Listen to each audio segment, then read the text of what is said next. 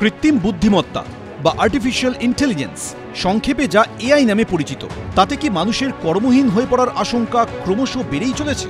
Turing machine থেকে chat GPT, কৃত্রিম মেধা প্রযুক্তির উপর বেড়ে চলা নির্ভরতা ধীরে ধীরে গ্রাস করছে মৌলিক চিন্তাভাবনার পরিসর।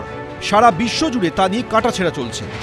এ রাজ্যে স্বাস্থ্য পরিষেবার অন্যতম পীঠস্থানেও বিতর্কের বিষয় হিসেবে উঠে এলো কৃত্রিম বুদ্ধিমত্তা। আর্টিফিশিয়াল ইন্টেলিজেন্স আশীর্বাদ নাকি অভিশাপ? এ বিষয়ে ঝোড়ো ডিবেট হয়ে গেল কলকাতার নীলরতন সরকার মেডিকেল কলেজের অডিটোরিয়ামে।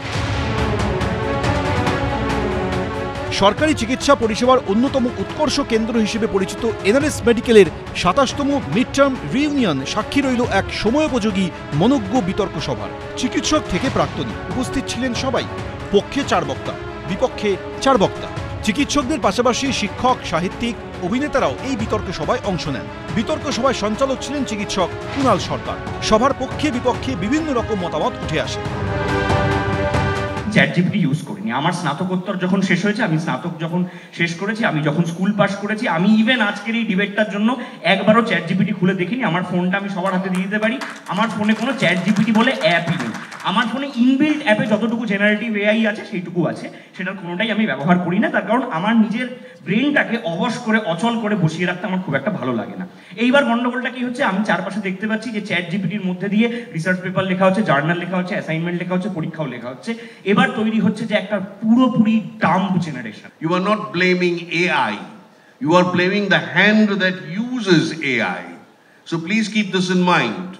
Throughout civilization, we've had scientific progress, technological progress, progress in the areas of humanities. But with that progress, other areas have not stopped. We've had 3D cinema, now we have 4D, 5D, but has theater stopped?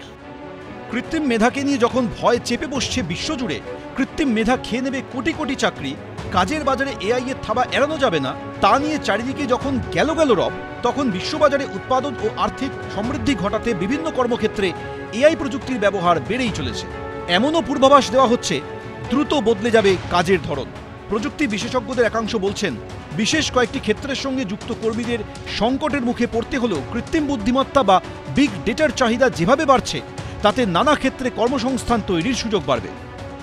কিছুটা উৎসাহিত হবার জায়গা আছে, কারণ আমাদের অনেক কিছুর মধ্যে, সেটা ধরো ফর্মুলারি, প্রেসক্রাইবিং, ডায়াগনোসিস, অনেক কিছুতে এআই আমাদের সাহায্য করছে।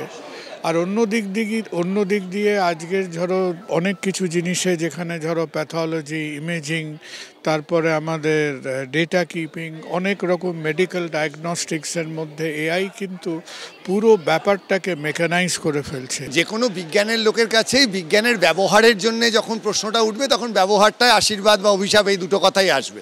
কিন্তু বিজ্ঞানকে সরাসরি দায়ী করার কোনো মানে হয় না, কারণ বিজ্ঞান একটা থিওরির ওপর নির্ভর করে বহু বছর ধরে জারিত হয়, বিবর্তিত হয়, এবং তার নিরিখে বিভিন্ন সময়ের মানুষ তাদের ব্যবহার করেন। এবার সাধারণভাবে আমাদের সমাজ রাজনীতি সম্পর্কে যত দিন এগোচ্ছে, আমরা মোটের ওপর যেটা দেখতে পাচ্ছি যে সাধারণভাবে যারা সমাজটাকে চালাচ্ছেন, যারা দেশটাকে চালাচ্ছেন, তাদের জ্ঞানের গভীরতা নিয়ে প্রচুর প্রশ্ন উঠছে। এনআরএস মেডিকেলে বিতর্ক সভায় আলোচনায় এই সমস্ত দিকই উঠে এসেছে। সন্দীপ সরকার, এবিপি আনন্দ, কলকাতা।